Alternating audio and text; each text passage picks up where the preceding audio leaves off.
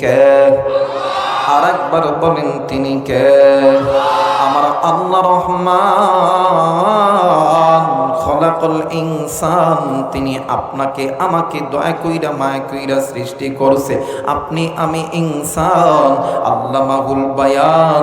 এই তো বাগান আপনি আমি কথা বলতেছি, কথা বলার শক্তি দিয়েছে আমার আল্লাহ। আল্লাহ রাব্বুল আলামিন ডাক দিয়ে বললেন, পৃথিবীর মানুষ আমি আল্লাহ রাব্বুল আলামিন বলে দিলাম, আলাম নাজআল লাহু আইনাইন ওয়া লিসানান ওয়া শাফাতাইন। বান্দারে,